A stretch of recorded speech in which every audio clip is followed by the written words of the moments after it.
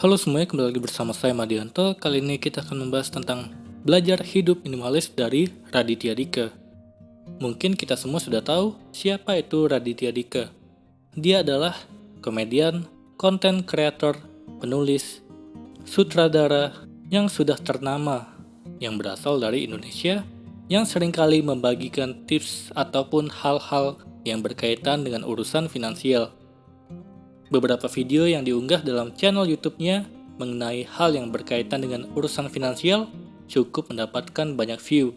Itu artinya banyak orang yang tertarik dengan hal ini, entah karena mungkin konten yang diunggahnya ini sekedar menarik perhatian banyak orang atau memang di dalamnya banyak berisikan informasi yang dapat membuka pandangan baru bagi banyak orang.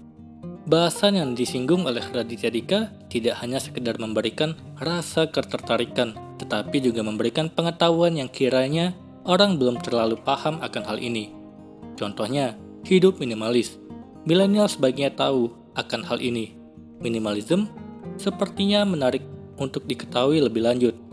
Hidup minimalis ala Raditya Dika merupakan gaya hidup yang memiliki prinsip daripada memiliki banyak barang tetapi kurang berkualitas, lebih baik memiliki satu barang dengan kualitas terbaik.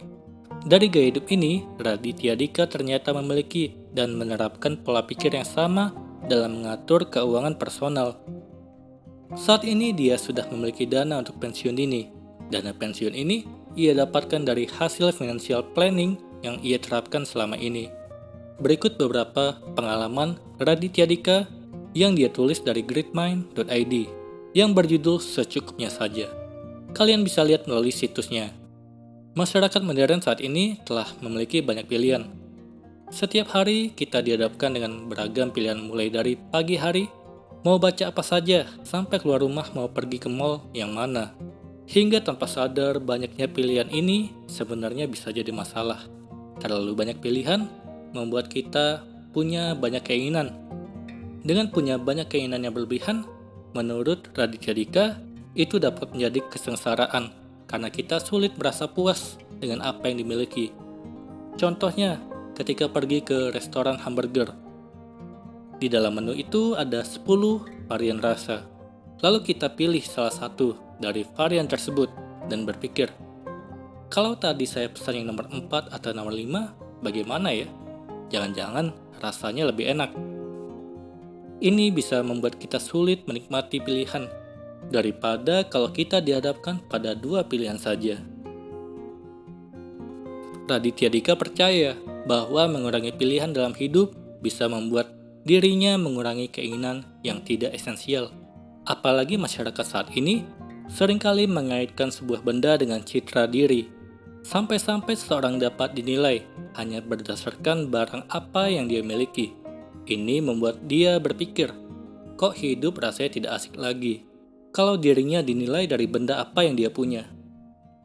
Secara tidak sengaja, Raditya Dika bertemu dengan konsep minimalis yang ternyata secara tidak sadar sudah dia lakukan sebelum tahu terminologinya. Dari kecil, Raditya Dika adalah seseorang yang tidak suka banyak distraksi atau gangguan. Tidak suka punya banyak buku yang nantinya akan hilang atau berserakan. Tidak mau punya banyak baju karena tidak mau susah payah berpikir keras harus keluar pakai baju apa.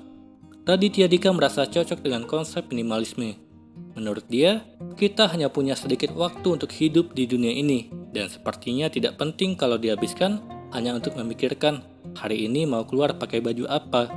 Bagi dirinya, daripada menghabiskan 5 menit untuk memilih pakaian apa untuk dikenakan hari ini, lebih baik Raditya Dika menggunakan 5 menit itu untuk membuat sesuatu. Dia tidak mau menyia-nyiakan waktu untuk hal yang kurang esensial. Selama setahun belakangan, dia mempraktikkan gaya hidup minimalis yang membuatnya terasa lebih ringan.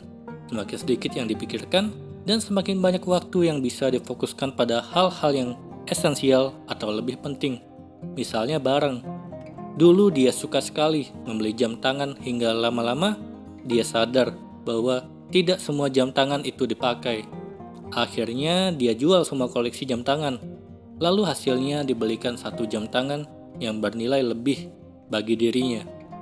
Ternyata ketika Raditya Dika rela melepaskan koleksi jam tangan yang punya nilai emosional tersendiri untuk dirinya dan hanya memiliki satu yang paling bernilai tinggi, dia merasa lebih ringan dan lebih bahagia.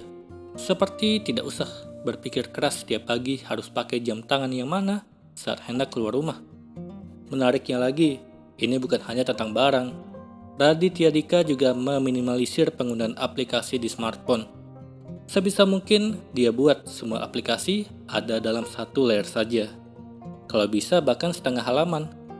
Raditya Dika tidak lagi mengunduh aplikasi-aplikasi yang tidak setiap hari dipakai, seperti Twitter. Saya tidak lagi menggunakannya karena merasa tidak lagi esensial dari media sosial tersebut.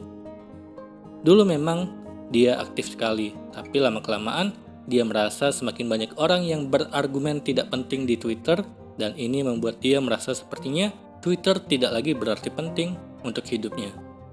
Sebagai konten kreator, akhirnya dia hanya punya YouTube untuk membuat video agak panjang, Instagram untuk versi video pendek, serta Spotify untuk diskusi mendalam di atas 30 menit.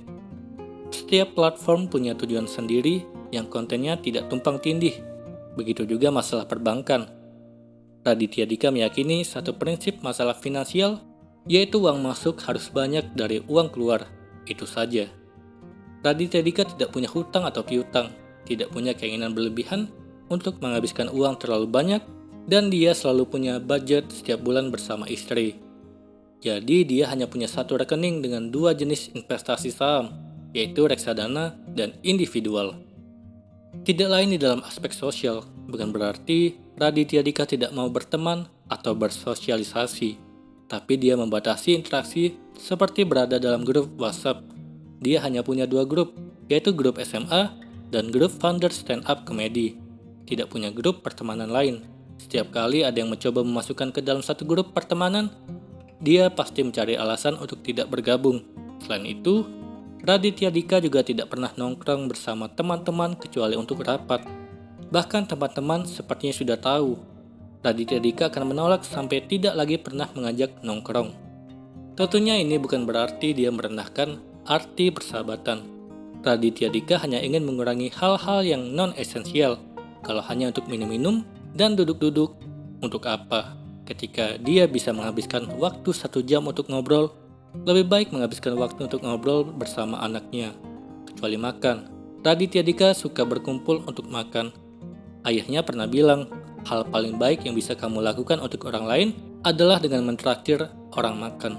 Selain dirinya meyakini bahwa berkumpul untuk makan bersama sudah pasti akan mendatangkan rasa kebersamaan, jadi dia suka sekali makan bersama keluarga atau karyawannya.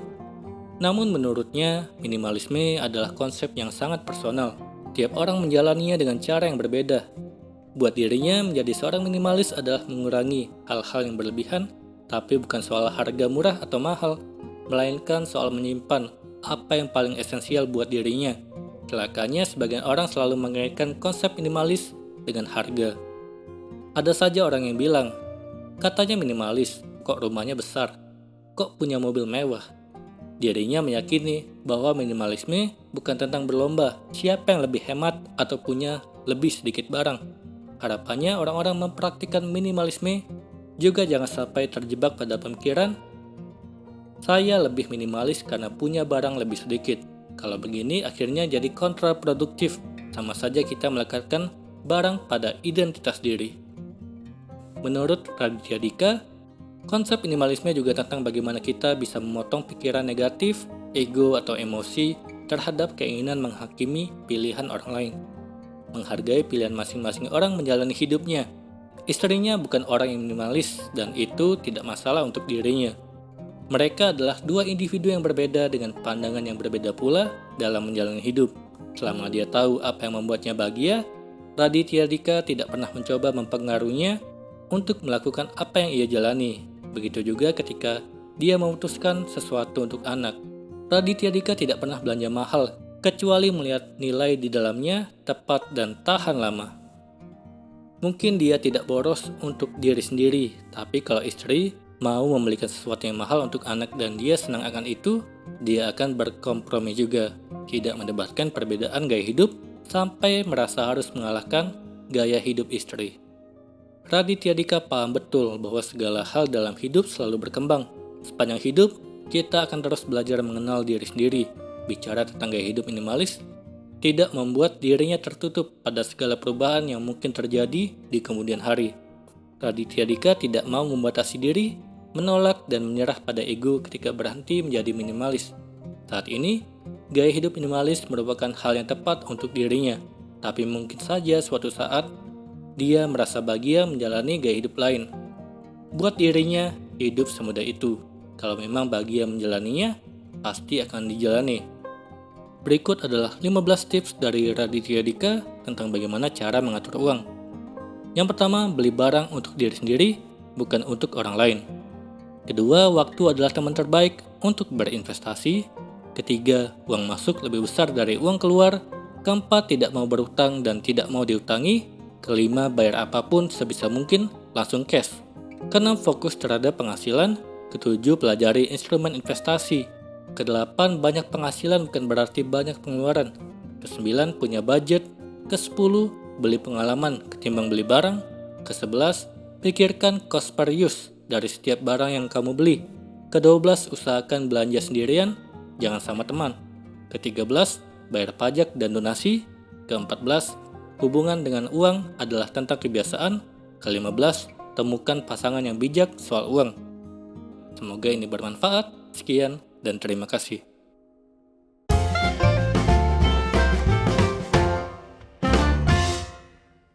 Halo semuanya, terima kasih telah menonton video ini sampai akhir. Jika kalian punya saran, silahkan tuliskan di kolom komentar video apa yang harus saya buat untuk selanjutnya. Dan jika kalian suka dengan video seperti ini, silahkan klik like. Semoga video saya bisa bermanfaat. Sekian dan terima kasih.